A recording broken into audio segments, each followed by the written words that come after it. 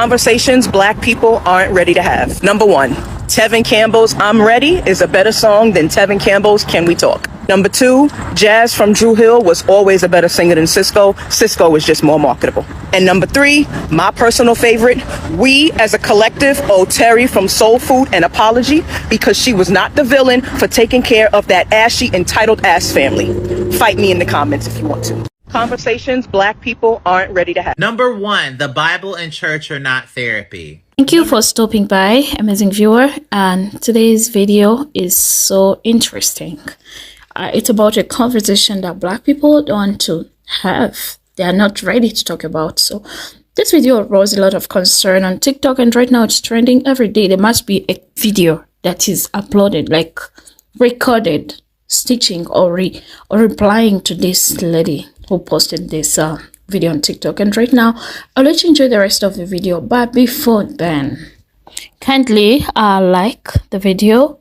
Don't forget to subscribe, click that red button. Also, don't forget to turn on the bell so that whenever we have a new video, you'll be notified. Thank you so much for watching. Enjoy the rest of the video. Conversations black people aren't ready to have. Number one, Tevin Campbell's I'm Ready. Number one, teach your kids personal finances. Teach them about credit. Teach them about creating a savings, a personal savings, an emergency savings. Teach them how to manage their money. Teach them how to take care of themselves, not robbing Peter to pay Paul. Teach them about retirement. Teach them about 401k. Teach them about these things so that way when they're not 60 and 70 years old, they still have to work full time. Number two, do not take your child's mental health as a joke. If they need help, get them the help that they need. And if they want to go see a therapist or see a professional, do not persecute them for that. Number three, this may piss a lot of people off, but prayer is not the only way to receive help. If God put these people in place to help people to help people get through their mental health, let these professionals help them. Prayer is not the only way to receive help. Number 4, stop having your kids pay all your bills. I understand you want to teach a child responsibility, but they didn't ask to be here. The same way you were figuring it out before they got here. The same way you figure it out when they got here is the same way you should figure it out once they become an adult. It's not their job to pay your bill. It's not their job to take care of you because they didn't ask to be here. Number 4, stop putting bills in your kid's name. Stop messing up their credit. If you can't pay your bills, that ain't got nothing to do with your child. If you want to be able to do better in life, work on your credit, get your shit together, and you'll be just fine. Number 5, teach your kids to love themselves, and be careful be careful on the partners that you're choosing to be in your kid's life. If these individuals don't have no type of positive impact or role model in your kid's life, stop choosing them, because guess what? That's going to impact your kids. And when your kids see Tom, Dick, and Harry around them all the time, they're gonna resent you. And number 6, to all the black women out here, your son is not your husband. That is your son. When he becomes an adult and he decides to date, stop pushing away every woman that he likes because she not good enough for him. That's your son, not your husband. To have. We have no idea what it means to be unified as a race. 2, we're too accepting and inviting of other people to our shit when our shit not even all the way ours for. 3, a lot of black kids are held to a standard and an expectation to perform and execute at a certain level of proficiency when their parents or their community or their village did not even equip them with the knowledge to even be successful to do that. 4, people be too thirsty to gather for bullshit before they be ready to gather for business. 5, too large of a number of successful black people like to gatekeep because they develop an elitist mindset, even down to little shit like being able to travel a lot and having a passport. 6, there's not enough accountability when it comes to why so many family structures are not solid and why so many people just choose to not deal with their families in general. 7, there's not enough financial literacy being taught in most black households. I'm probably gonna catch a lot for this, and if this blows up, y'all gonna come in the comments for me, but you know, it needs to be said. Stop treating your son like he your husband. That's not your husband, that's your child. Stop putting more expectation on your daughter than you do your son. I've personally seen this last one with my own eyes. Stop protecting these men or these women in your family that you know are child molesters, and you know that they've got some inappropriate relationship with children in your family. And yet, instead of speaking up and say something, you turn the other cheek. Oh, we're not going to talk about this. This is a big family secret. No. We need to start talking about it, and we need to start coming up and saying something, because that ruins kids. That changes kids' lives, and I've seen it with my own eyes. You can't explain to your child why they should or shouldn't do something. You can't be surprised when they don't listen to you. Because let's really be honest with ourselves. If somebody told you to do something and you didn't know why, you probably wouldn't do it, would you? Or at the very least, you would ask that person why. And if they didn't give you a good enough reason why, or if they didn't give you a reason why at all, you would look at them like they were fucking crazy. I know you would. But you don't give that same courtesy to your kids. Why? Exactly. You don't have a good enough reason. Like, because they're your kids? That's not a good reason.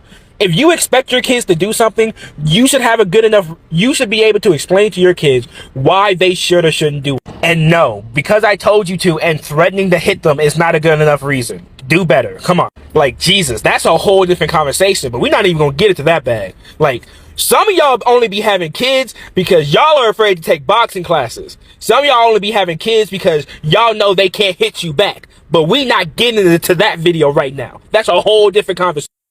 And number 7, when your kids get grown, get a life. Get a whole entire life. It's not your job to be telling your kids what they need to be doing when they're grown. Get a life. Don't invest all your time into your kids, and when your kids grow, you don't know what to do now because your kids is gone. Get a life. Sorry if I sound redundant. I just want to speak some stuff about my own experience, that when I do decide to have a family of my own, I will be trying to break these things. I think everybody said it. If you have multiple children, the oldest child is not a babysitter, nor are they second mom, nor are they second dad. If mom and dad is present, that is mom and dad. Kids should not be disciplined if they do not finish their food, maybe lessen their portions, or try a different set of foods. Obviously within reason, but I think most of us black folks, we know what I'm trying to say. If your kid is under an age where they cannot legally work, to me, there is no such thing as McDonald's money for something. Like, you're the parent, you should be providing it within reason. Do as I say, not as I do is probably the most played out reasoning for ending a conversation there ever is. I want to stump it into the ground and I want to burn it, because that just cannot be a real thing. Your girls and your boys should have a sex talk, whether together or separate. It is important that they both have it, and no, simply not having sex or not, or wrapping it up does not end the sex talk. There's a lot more nuance to that situation, and it needs to be taken with care. School is not the only place that your children should be getting educated. You need to teach your kids too. Just as you tell the girls you don't want them coming home pregnant with some little boy's baby, you should be telling your boys you should not be getting other little girls pregnant before their time. If you guys are a Christian household, y'all need to quote the entire Bible, not parts of it. Thou shalt honor their parents. Okay, but if you scroll down, it also says that you shall not provoke your child. So do with that what you will, but if we want to play the Bible game, you need to read the whole Bible and not just quote the ones, to get your point across. Your kids should be allowed to have friends, obviously within reason, but let's just think of a scenario where your kids don't have friends. You know what those tend to be? Psychopaths. Chores is everybody's job, not just the girls in your family. Stop making your little girls feel bad for being born little girls. It is totally natural for them to be tomboys if that's what they choose, just like it is totally natural for them to be into the feminine things. But stop making them feel bad for being girls because you wanted a boy, because you were taught that was quote unquote easier. That also leads into stop babying your boys, because y'all supposed to be raising men. And now every woman that he dates from that point on has to baby him or teach him how to be a man. That's not our job.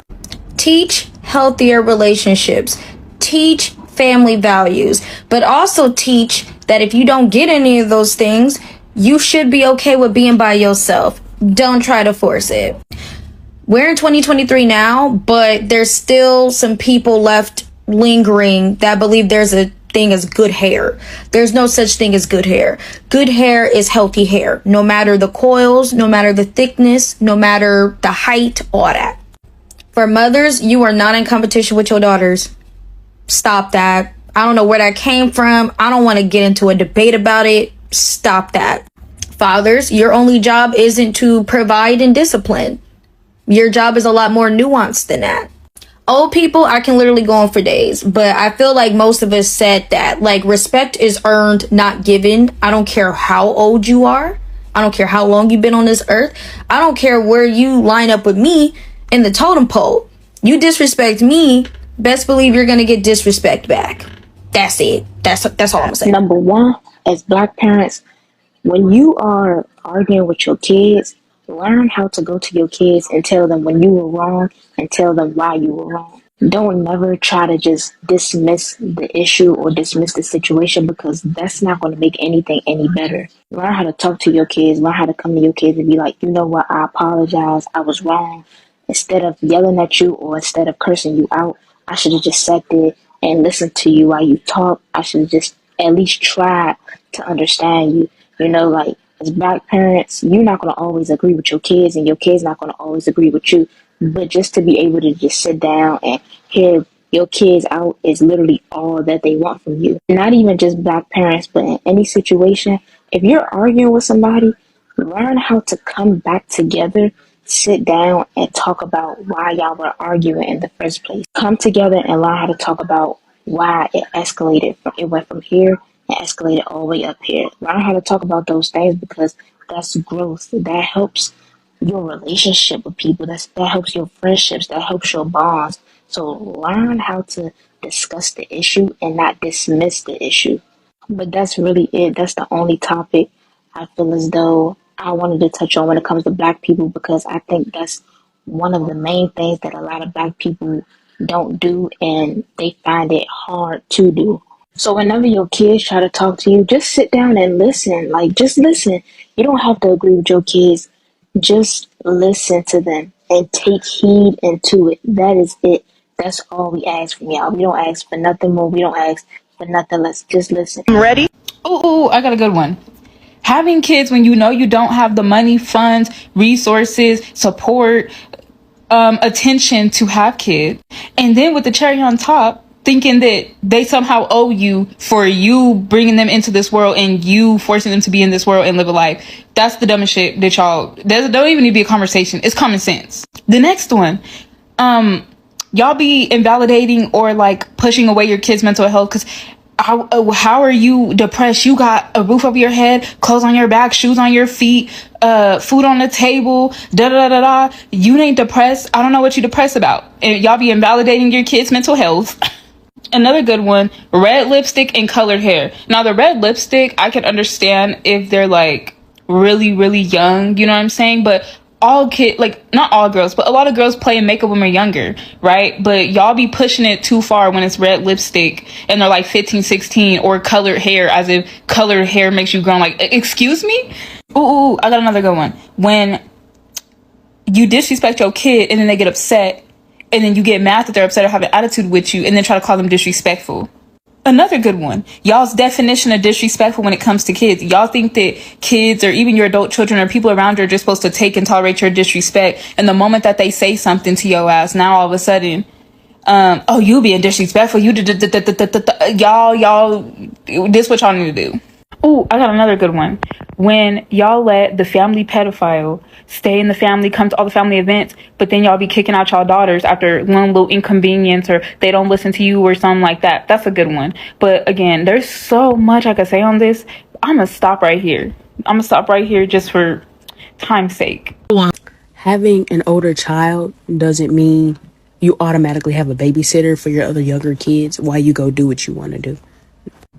The color red isn't grown, it's a color. A girl being interested in cosmetics, nails, makeup, all of that, that's just them being a girl. That's not being promiscuous or fast. That's just them being interested in what normal girls are interested in. You still can have limitations set if they try to explore that. Like, it's not like full-blown lashes and just a long acrylic, so you can still have limitations. If you gotta tell your child to change their clothes because this person coming over, that means that person shouldn't be up. Because why do you only trust that person around your child if they're wearing this specific type of clothing? That's weird. Purposefully provoking your kids, and then when they reciprocate your energy, you want to pull that honor thy mother card. That's manipulation. Respecting elders only goes so far. And what I mean by that is, if you're an elder and you disrespect, you're no longer entitled to that respect.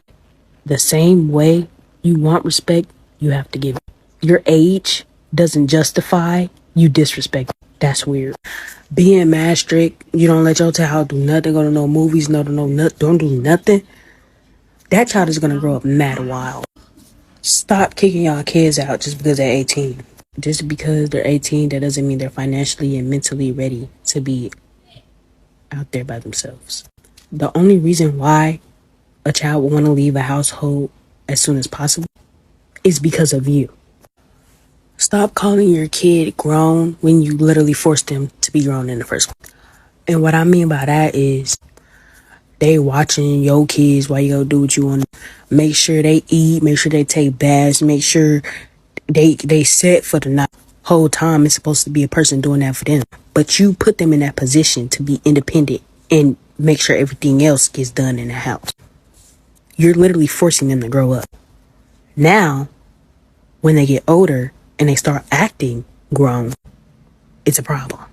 Stop. Your kids have the right to go no contact with you for allowing that family member that they have to go upstairs and change for in and around the house. They have the right to cut ties with you for allowing that one family member that you do not want them to babysit alone, but you still let around them. They have the right to not want to maintain a relationship with you for allowing that one person who we know committed a specific type of crime in the home, but nobody in the family wants to discuss it at all. They have the right to want to distance themselves because you made them feel like it was their fault for having been a target, a prey to this one person who we all know did what the fuck they did. They have the right to get away from you for allowing this person to continuously prey within the family. Deal with that. Conversations black people aren't ready to have. Gina never looked better than Pam. She was just light skinned. OJ fucking did it. Hennessy is fucking disgusting. We're not paying $60 black businesses for a t-shirt. I'm glad you watched to this extent. I'm so glad that you tuned in. If you're pressing by for the first time, stay with us. And if you're my returning subscriber, so much love. I appreciate your time.